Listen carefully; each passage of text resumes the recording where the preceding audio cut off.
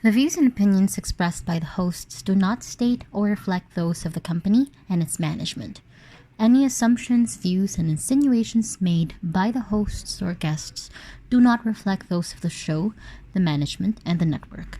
Listener discretion is advised. Warning. This podcast contains spoilers.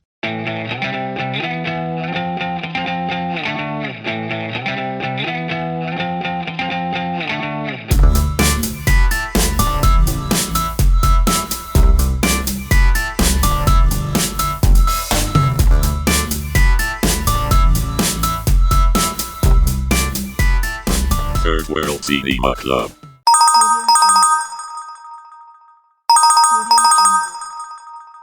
Taking of photographs or video and audio recording is strictly prohibited inside the theater. Mahigpit pong ipinagbabawal ang paggamit ng kamera o anumang uri ng video at audio recording equipment sa loob ng tanghalan. Welcome everybody to Third World Cinema Club. I'm John Tawasil from Present Confusion. I'm DJ Ramones from ReverseDelay.net. I am Princess Kinok of Film Police Reviews. I am Jim of Jimilicula at iba pa. Hello, I'm Engelbert Rafferty of Film Police Reviews. Louis Baharam of Cinephilia.ph. If this is the first time you've been listening to us, we are a podcast that talks about Philippine cinema in general and other stuff. In the words of Richard Bulisay, marami kaming ebas na gustong ilabas. Yes. Yes. Ebas. Yes. Masarap paglabas ng ebas. Kung madulas-dulas. Ganyan. Charet. That's all. So, this August is the time for Cinemalaya, one of the biggest independent film events of the year here in the Philippines. And this year, because, there's a global pandemic, we have moved to a online-only event. Yan. Medyo nakakamiss na, wala ka sa CCP, hindi ka kumakain doon, walang gardenia, hindi ka natutulog doon. Natutulog sa CCP. Nagawa ko na yon dati. Medyo pagod. Or, makichika-chika with friends. Or makigala premiere with the artists. Pero sige na, carry lang. I mean, Yes. There's nothing we can do at the moment. And I'm guessing this will be the format for many festivals in the near future unless makontrol natin yung pandemic. Which is another thing entirely. Diba? Ayun. Ses, may gusto kong sabihin. Namimiss ko lang din yung masakit yung leg ko kasi ang dami kong nakikitang kakilala. Dito sa edition na to, yung masakit lang yung leg ko kasi yung TV, iba yung angulo. Namimiss ko pumlakda sa harap ng Cinemalaya sign kasi may nakita ko sobrang pangit. Charot. So, Ako namimiss ko manood walang distractions. ay, oo. Kasi di ba sa bahay? Except yung, naabutan niyo ba yung, hindi ko namimiss yung tatlong matatandang maingay na nagsasalita during every screening na pinuntahan ko, you know who you are. Yes. Tsaka pala, hindi pa rin natin nasa-solve yung mystery ni backpacker guy. Di ba may tinatay tayo i-solve natin? Si backpacker guy ay Q Cinema though, pero... Q Cinema? Q Cinema si backpacker guy. Pero dito, it's the three, yung... Feel ko mga dinosaurs of the entertainment age to mga nagsusulat dati. Mga kasosyo ni Jobert Sukal dito, ganun level. Backpacker siya pero QC lang siya. Hindi siya maabot ng Pasay. Hindi siya ka-travel. Hanggang doon lang siya, parang masyado na siyang napapagod. Spread his backpack. Ayun. So, also, palakpakan natin second episode ni DJ to with us after so many months. This is the sound of one hand clapping.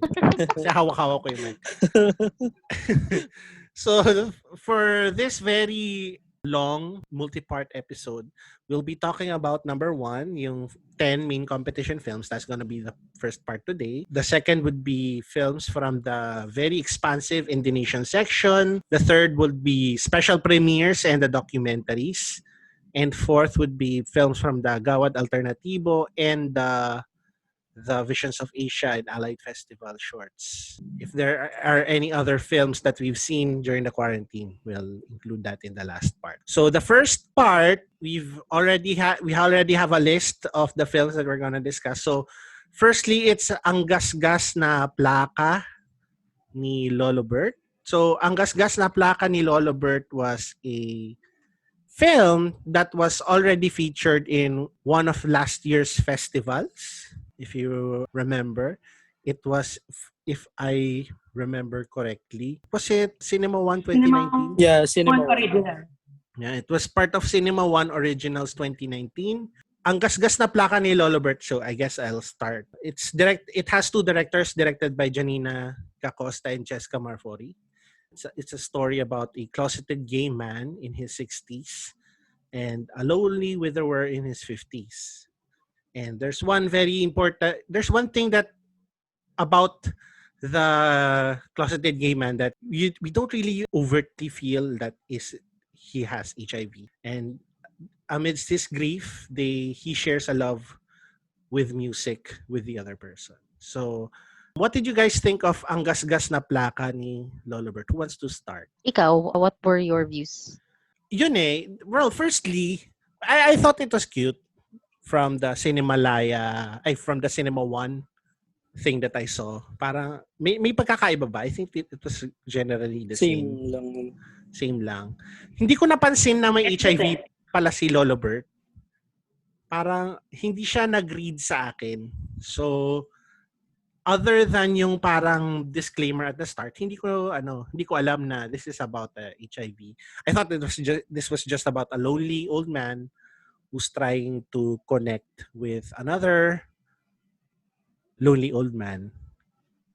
And ayun, they connected together. It's nicely directed for what I thought it could be. Pero yun nga, sana mas nilabas nila yung angle na siya, person living with HIV siya. So akala ko parang, but I guess yun yung point nila na hindi masyadong lumabas yun sa pagbasa nila.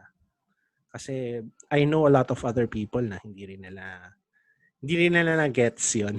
So all in all, okay lang. Parang okay lang. It's just in the middle. It's neither super excellent nor hindi naman siya pangit. And gusto ko naman yung love team ni Soliman Cruz tsaka ni Dido de la Paz. They're both really great actors. Kaya naman, guys. Anyone wants to volunteer their thoughts? Ako. Same thoughts, Doc, with last year kasi napanood ko siya dun sa curated short lineup ng Cinema One Original. Same thoughts, the way na in-express ng pelikula yung love for music was very evident. And I think that was what captured the hearts of many people. Mm-hmm. No, yung unang part was very misleading kasi it was initially released for another film festival co-curated by FDCT called Cine Spectra, which is a festival that promotes awareness for what? HIV. So HIV awareness and LGBTQ+ pride. Yun yung goal ng Cine Spectra. With Ang Gasgas na Plaka ni Lolo Bert, it was very misleading from the start kasi there were no nuances of any of the characters, whether it be Dido de la Paz or Soliman Cruz having HIV. But if you take that away from the film, it's very endearing. You feel genuine empathy for the two characters, how they form and they build a bond with each other through their love of music.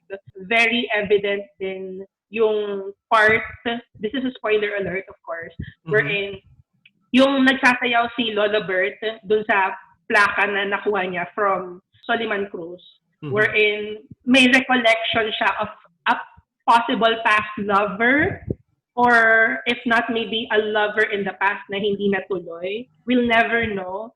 But merong recollection na talagang in the past, Lolo Bert was a homosexual. And he's maybe not proud of it, or maybe proud of it, we're not sure then. But overall, it was the acceptance of the love for music and, you know, just finding love even at a time wherein mamamatay ka na, even at a time wherein possible na dalhin ka na sa langit. I guess not even connection, love just a connection with someone else eh. Kasi yung first scene na yung kay Lola Bert, he was shot, yung alone talaga siya, mararamdaman mo na nag-iisa siya. Tapos, ayun, lumabas na talagang naghahanap lang siya ng kasama. Parang kung mamamatay ako, gusto ko may kasama ako bago ako pumanaw. Ganun. Parang ganun yung feeling ko sa kanya. How about you guys? Any other thoughts about ang gasgas na plaka ni Lola Bert? Sa akin, siya, nag-work ng maayos yung nuances niya kasi parang through production design and cinematography, na-convey yung may HIV patient pala si Lola Bert. Kasi parang in-envision yung bahay niya as a shelter na parang isolating him from the world. Tapos nagko-contrast doon yung vibrant vinyl store ni Mio, played by Soliman Cruz, parang as a space for the soul sa rejuvenation.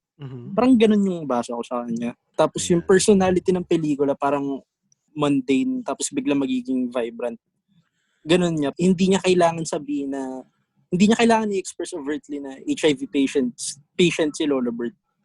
Kasi parang nakikita natin dun yung na hindi dapat stigmatized yung mga ganong tao. Yun lang naman. Ayun. Okay. Anyone else? Okay. So, let's move on to the next film. Okay. Let's go to Pabasa Kan Pasyon. Pabasa Kan Pasyon is directed by Hubert Tibi, who directed the Two Farm 2018 film, 1957. Pabasa Kan Pasyon is a film about, it takes place in Bicol, so it's a Bicolano family set during the Lenten season. One of them turns to religion and the other pushes his mother to make a living off her faith. And I guess the other one becomes a radio jock.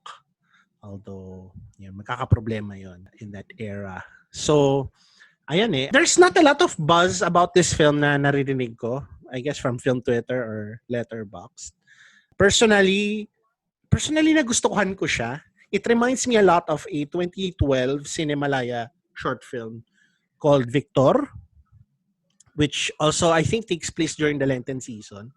Kasi may parang juxtaposition of parang sacred imagery. So, si Jesus, nabibitayin siya sa krus, ganyan.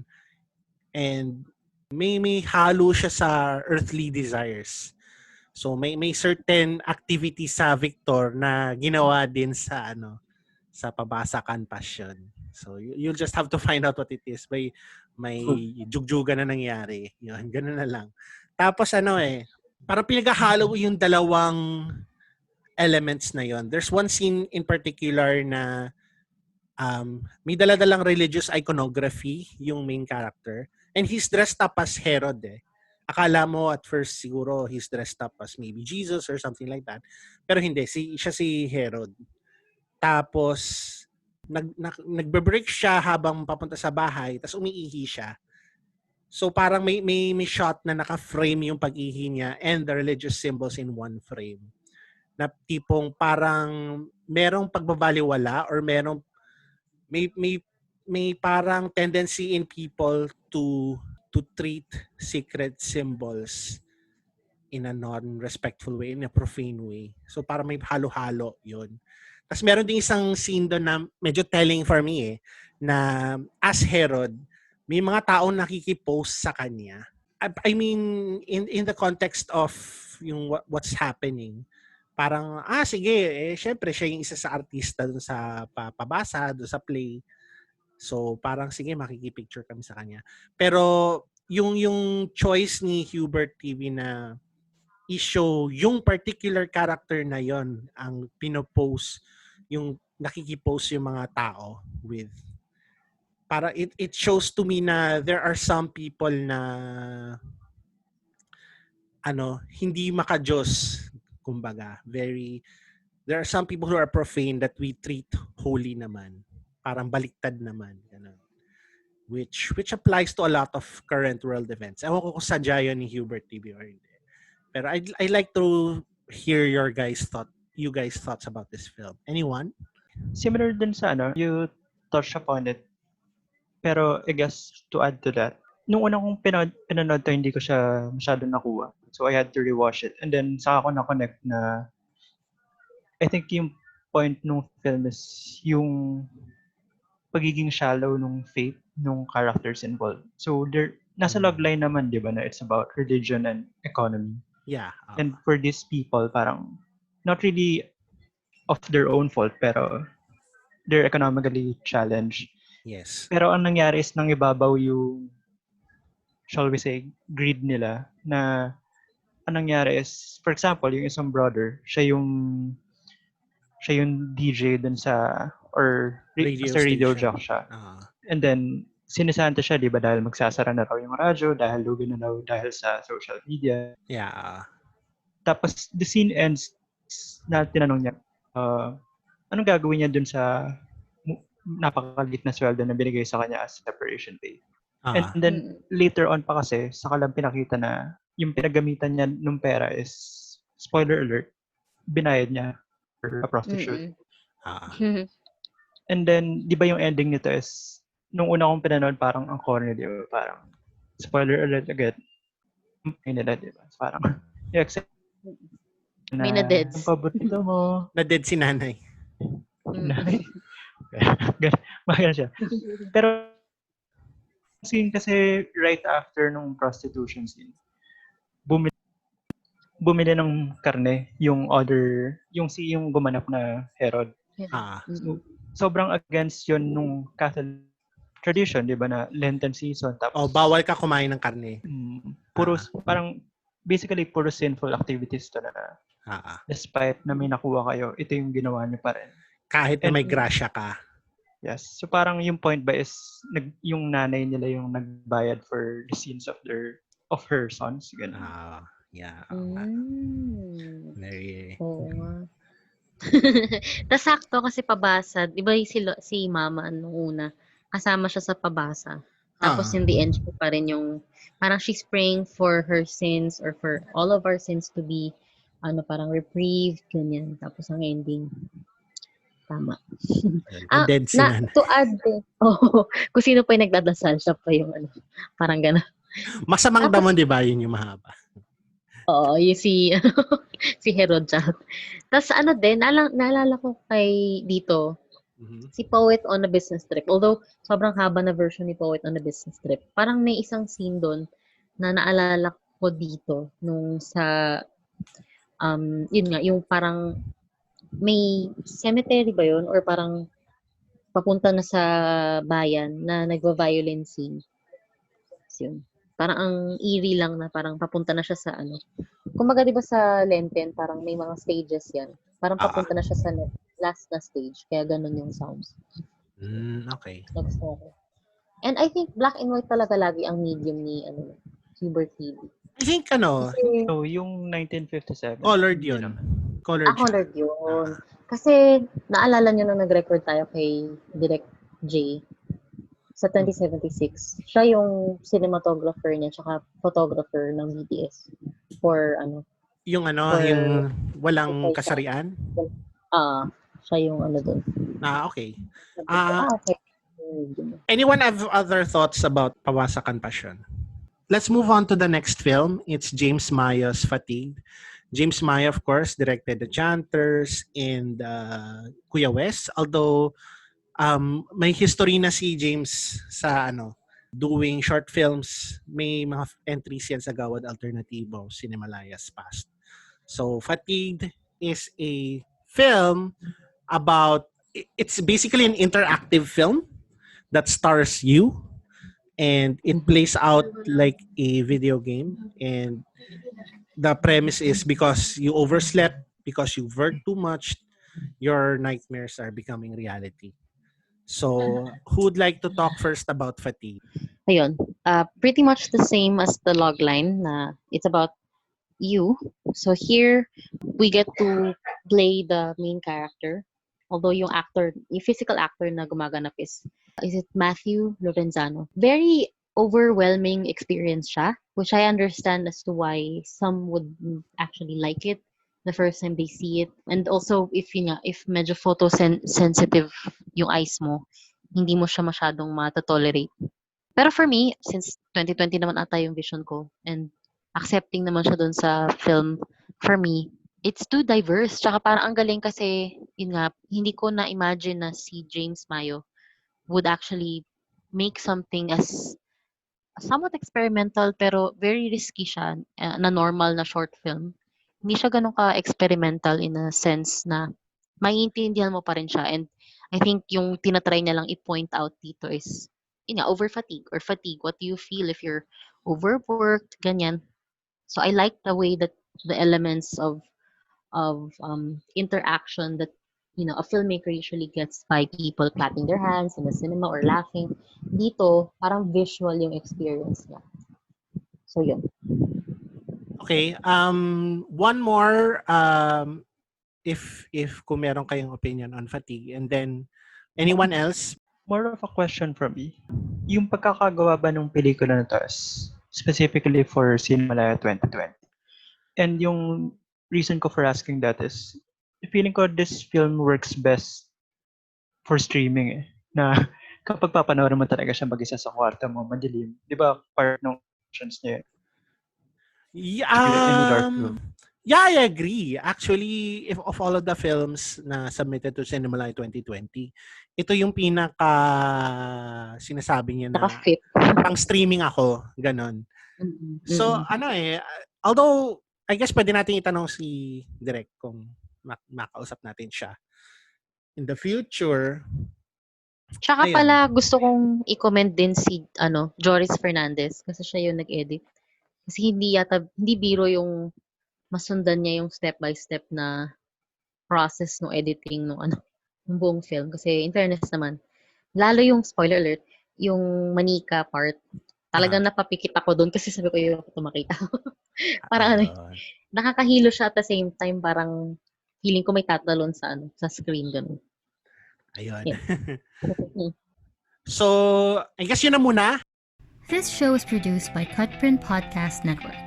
Executive Producer Patsy Ferrer, Head of Business Development KL Carpio, Creative Director Christine Amido, Podcast and Social Media Manager Mia Escondo, Sound Engineer Erica Santa Tomas. To advertise, email us at podcast@cutprintproductions.com. Third World Cinema Club.